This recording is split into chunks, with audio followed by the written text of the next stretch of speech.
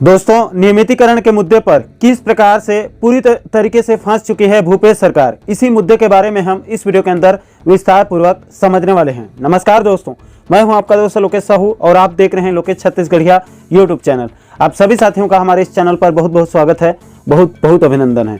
दोस्तों, सबसे पहले आपकी जानकारी के लिए बता दूं कि बीते दिवाली, अभी जो दिवाली गई है, इसके पावन अवसर पर ओडिशा में बड़ी संख्या में तकरीबन 58,000 संविदा कर्मचारियों को वहां की नवीन पटनायक सरकार ने नियमितीकरण की सौगात देते हुए उड़ीसा राज्य से ही ठेका प्रथा को समाप्त करने का ऐलान कर दिया। इसके बाद राजस्थान के अशोक गहलोत सरकार ने इसी दिवाली के अवसर पर राजस्थान के संविदा और अनियमित कर्मचारियों को नियमित करने का ऐलान कर दिया। इसके बाद अब झारखंड हाईकोर्ट ने इसी नियमितीकरण के मुद्दे पर झारखंड के संविदा कर्मचारियों के पक्ष में बड़ा और ऐतिहासिक फैसला दे दिया है। झारखंड हाईकोर्ट ने सूबे के हेमंत सोरेन सरकार को निर्देश दिया है कि झारखंड के अंदर जो संविदा कर्मचारी 10 साल की सेवा पूरी कर लिए हैं, उनको नियमित करने का फैसला झारखंड हाई कोर्ट ने दे दिया है। इसके बाद दोस्तों, छत्तीसगढ़ में भी नियमितीकरण के लिए मांग तेज हो गई। बीच बीच में खबरें निकल कर आई कि अधिकारियों के द्वारा प्रदेश के सभी विभागों के अनियमित कर्मचारियों की जानकारी को मांगी जा रही है। दूसरी तरफ वित्त विभाग के अधिकारियों के द्वारा बजट को लेकर भी मंथन चल रहा है। इन सभी से एक ही संकेत और संदेश मिल रहे थे कि भूपेश सरकार आने वाले दिनों में यानी कि 2023 विधानसभा चुनाव के ठीक पहले नियमितीकरण का ऐलान कर सकती है। इससे सरकार को भी जो है वो बड़ा फायदा होगा, क्योंकि 2023 के लिए उसको बहुत बड़ा वोट बैंक जो मिलने वाला है।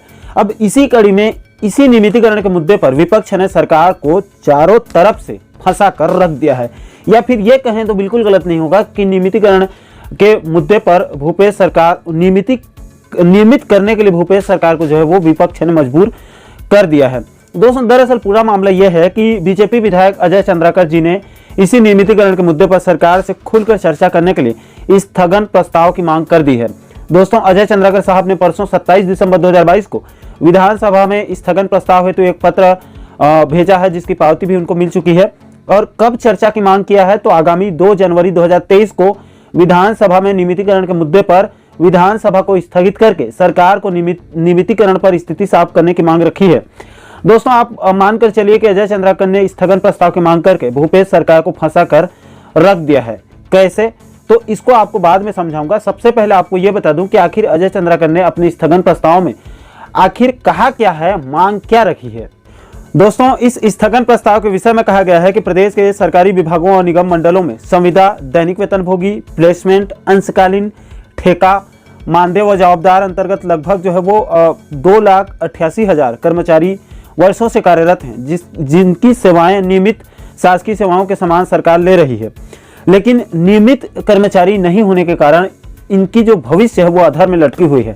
ऐसे ही कोविड काल के दौरान व उससे पूर्व कार्यरत शिक्षक, पंचायत समर्ग जैसे कई कर्मचारी दिवंगत हो चुके हैं, जिनकी मृत्यु हो चुकी है। उनके विधवा आज अनुकंपा नियुक्ति के लिए धरना प्रदर्शन पर बैठी हुई हैं। आज सरकार नियमितीकरण करने के नाम पर करोड़ों रुपया का असत्य विज्ञापन और पोस्टर छपवा रहे हैं। वहीं पीड़ित कर्मचारी सड़क पर आ चुके हैं। राज्य के हर क्षेत्र में अतिथि शिक्षक, स्टाफ नर्स, वार्ड बॉय, सफाई कर्मचारी, रसोईया, मितानिन, क्रीड़ा क्लस्टर्स के टेक्नीशियंस, बिजली विभाग के संविदा कर्मचारी, चपरासी, कंप्यूटर ऑपरेटर, ड्राइवर इत्यादि कर्मचारी संघ नियमितीकरण व अनुकंपा नियुक्ति करने के नाम पर 4 वर्ष से धरना प्रदर्शन दे रहे हैं।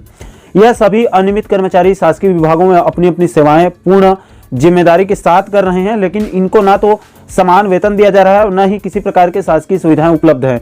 वे दिन रात डर के साए में सिर्फ अपना रोजी रोटी कमाने मात्र के उद्देश्य से दिहाड़ी मजदूर के समान सेवा दे रहे हैं।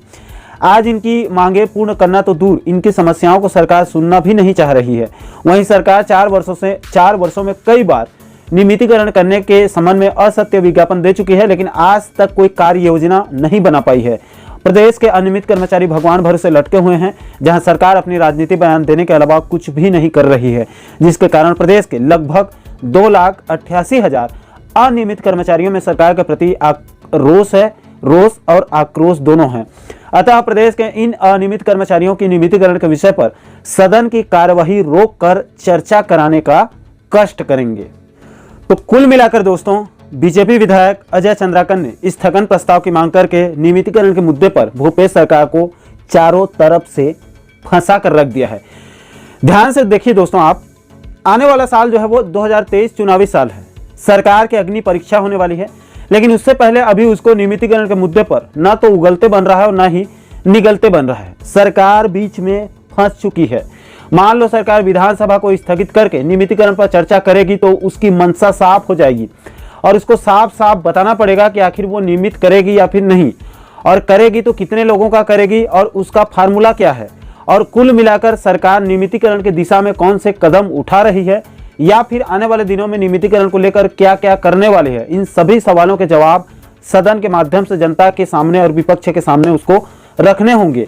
और अगर सरकार मान लो विधानसभा को स्थगित करके नियमितीकरण के मुद्दे पर चर्चा नहीं करेगी तो इसका मतलब साफ हो जाएगा कि सरकार की मंशा नियमित करने की है ही नहीं। और इन दोनों परिस्थिति में सरकार फंसेगी, क्योंकि वो चर्चा नहीं करेगी तो उसको आने वाले चुनाव में प्रदेश के 2,88,000 अनियमित कर्मचारियों के परिवारों का साथ नहीं मिलेगा, वोट बैंक नहीं मिलेगा। इससे भी भूपेश सरकार को चुनाव में बहुत बड़ा नुकसान उठाना पड़ सकता है। तो कुल मिलाकर दोस्तों ये कहना बिल्कुल गलत नहीं होगा कि नियमितीकरण के मुद्दे पर विपक्ष ने भूपेश सरकार को कहीं का नहीं छोड़ा है, बीच में फंसा कर रख दिया है। अब दोस्तों देखना पड़ेगा कि आने वाले समय में और खास करके 2 जनवरी 2023 को नियमितीकरण के मुद्दे पर भूपेश सरकार कौन सा रास्ता अख्तियार करती है। ये बहुत इंपॉर्टेंट होने वाला है। बाकी दोस्तों इस पूरे मुद्दे पर आप क्या सोचते हैं? क्या भूपेश सरकार को नियमितीकरण का ऐलान कर देना चाहिए? और क्या अगर मान लो नियमितीकरण को सरकार जो है वो नज़रअंदाज कर देती है तो इसका नुकसान क्या उसको आने वाले विधानसभा चुनाव में उसको उठाना पड़ सकता है? इस पूरे मुद्दे पर आपके जो भी विचार होंगे आप नीचे कमेंट सेक्शन में अपनी प्रतिक्रिया जरूर दीजिएगा। और आप आगे भी नियमितीकरण से जुड़ी पल पल के अपडेट को वीडियो के माध्यम से समझना चाहते हैं तो हमारे चैनल को आप सब्सक्राइब जरूर कर लीजिए, ताकि आने वाले सभी नए वीडियो का नोटिफिकेशन आप लोगों तक तुरंत पहुंच सके।